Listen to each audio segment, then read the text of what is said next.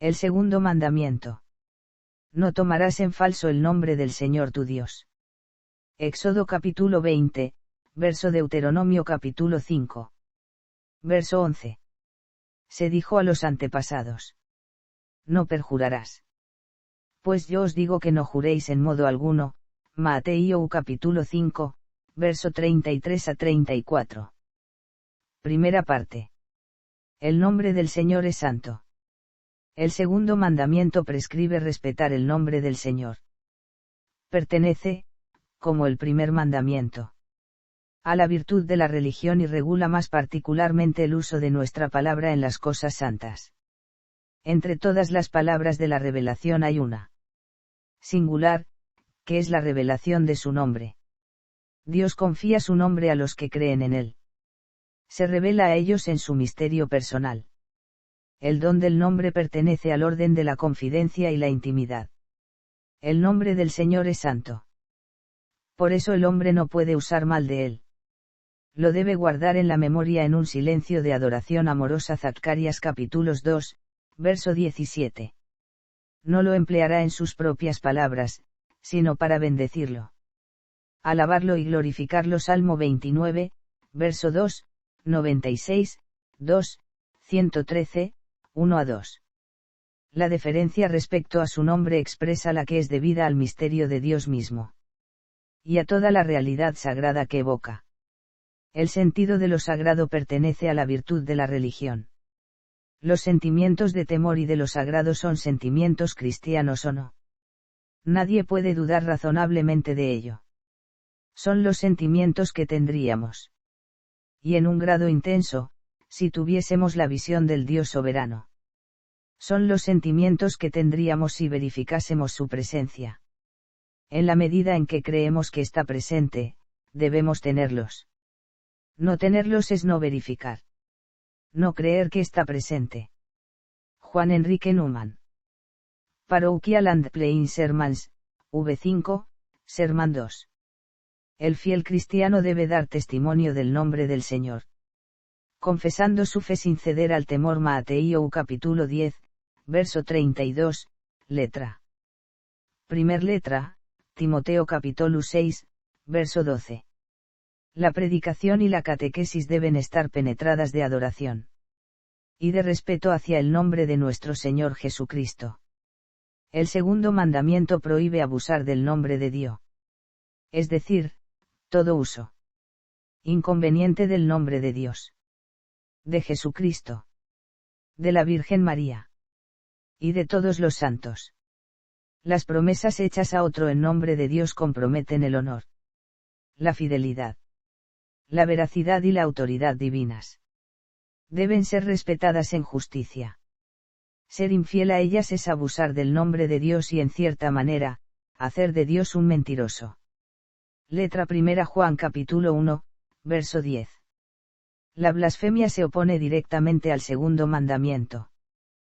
Consiste en proferir contra Dios, interior o exteriormente, palabras de odio, de reproche, de desafío, en injuriar a Dios, faltarle al respeto en las expresiones, en abusar del nombre de Dios. Santiago reprueba a los que blasfeman el hermoso nombre de Jesús, que ha sido invocado sobre ellos. Esti 2, 7. La prohibición de la blasfemia se extiende a las palabras contra la Iglesia de Cristo, los santos y las cosas sagradas. Es también blasfemo recurrir al nombre de Dios para justificar prácticas criminales, reducir pueblos a servidumbre, torturar o dar muerte. El abuso del nombre de Dios para cometer un crimen provoca el rechazo de la religión. La blasfemia es contraria al respeto debido a Dios y a su santo nombre. Es de suyo un pecado grave. CFCI Can. 1396. Las palabras malsonantes que emplean el nombre de Dios sin intención de blasfemar son una falta de respeto hacia el Señor. El segundo mandamiento prohíbe también el uso mágico del nombre divino. El nombre de Dios es grande allí donde se pronuncia con el respeto debido a su grandeza y a su majestad. El nombre de Dios es santo allí donde se le nombra con veneración y temor de ofenderle. San Agustín, de Sermone Domini in Monte 2, 5, 19. Segunda parte. Tomar el nombre del Señor en vano. El segundo mandamiento prohíbe el juramento en falso. Hacer juramento o jurar es tomar a Dios por testigo de lo que se afirma. Es invocar la veracidad divina como garantía de la propia veracidad. El juramento compromete el nombre del Señor. Al Señor tu Dios temerás, a Él le servirás, por su nombre jurarás. Deuteronomio capítulo 6, verso 13. La reprobación del juramento en falso es un deber para con Dios. Como Creador y Señor. Dios es la norma de toda verdad. La palabra humana está de acuerdo o en oposición con Dios, que es la verdad misma. El juramento, cuando es veraz y legítimo, pone de relieve la relación de la palabra humana con la verdad de Dios. El falso juramento invoca a Dios como testigo de una mentira. Es perjuro quien, bajo juramento, hace una promesa que no tiene intención de cumplir. O que después de haber prometido bajo juramento, no mantiene. El perjurio constituye una grave falta de respeto hacia el Señor, que es dueño de toda palabra. Comprometerse mediante juramento a hacer una obra mala es contrario a la santidad del nombre divino. Jesús expuso el segundo mandamiento en el Sermón de la Montaña. Habéis oído que se dijo a los antepasados: no perjurarás, sino que cumplirás al Señor tus juramentos. Pues yo os digo que no juréis en modo alguno. Sea vuestro lenguaje sí, sí, no, no. Que lo que pasa de aquí viene del maligno. Mateo capítulo 5, verso 33 a 34.37, cf. Esti 5, 12. Jesús enseña que todo juramento implica una referencia a Dios. Y que la presencia de Dios y de su verdad debe ser honrada en toda palabra. La discreción del recurso a Dios al hablar va unida a la atención respetuosa a su presencia, reconocida o menospreciada en cada una de nuestras afirmaciones. Siguiendo a San Pablo. Cf. Seconda Lettera Corintios capítulos 1, verso 23, Galates capítulo 1, verso 20, la tradición de la Iglesia ha comprendido las palabras de Jesús. En el sentido de que no se oponen al juramento cuando éste se hace por una causa grave y justa, por ejemplo, ante el tribunal. El juramento, es decir, la invocación del nombre de Dios como testigo de la verdad, solo puede prestarse con verdad, con sensatez y con justicia. C.I.C. Can. 1199, párrafo 1. La santidad del nombre divino exige no recurrir a él por motivos fútiles. Y no prestar juramento en circunstancias que pudieran hacerlo interpretar como una aprobación de una autoridad que lo exigiese injustamente. Cuando el juramento es exigido por autoridades civiles y legítimas, puede ser rehusado.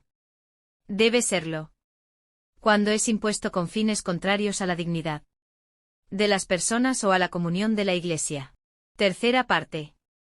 El nombre cristiano. El sacramento del bautismo es conferido en el nombre del Padre y del Hijo y del Espíritu Santo. Mateo capítulos 28, verso 19. En el bautismo, el nombre del Señor santifica al hombre. Y el cristiano recibe su nombre en la Iglesia. Puede ser el nombre de un santo, es decir, de un discípulo que vivió una vida de fidelidad ejemplar a su Señor. Al ser puesto bajo el patrocinio de un santo, se ofrece al cristiano un modelo de caridad y se le asegura su intercesión. El nombre de bautismo puede expresar también un misterio cristiano, o una virtud cristiana. Procuren los padres, los padrinos y el párroco que no se imponga un nombre ajeno al sentir cristiano. C.I.C. Can. 855. El cristiano comienza su jornada, sus oraciones y sus acciones con la señal de la cruz. En el nombre del Padre y del Hijo y del Espíritu Santo. Amén. El bautizado consagra la jornada a la gloria de Dios. E invoca la gracia del Señor que le permite actuar en el Espíritu como hijo del Padre. La señal de la cruz nos fortalece en las tentaciones y en las dificultades. Dios llama a cada uno por su nombre. Isaías capítulo 43, verso 1, Juan capítulos 10, verso 3. El nombre de todo hombre es sagrado. El nombre es la imagen de la persona. Exige respeto en señal de la dignidad del que lo lleva. El nombre recibido es un nombre de eternidad. En el reino de Dios, el carácter misterioso y único de cada persona marcada con el nombre de Dios brillará a plena luz. Al vencedor le daré una piedrecita blanca. Y grabado en la piedrecita, un nombre nuevo que nadie conoce, sino el que lo recibe. Letra Apóstoles 2, verso 17. Miré entonces y había un cordero que estaba en pie sobre el monte Sión, y con él 144.000, que llevaban escrito en la frente el nombre del cordero y el nombre de su padre. Letra Apóstoles capítulo 14, verso 1.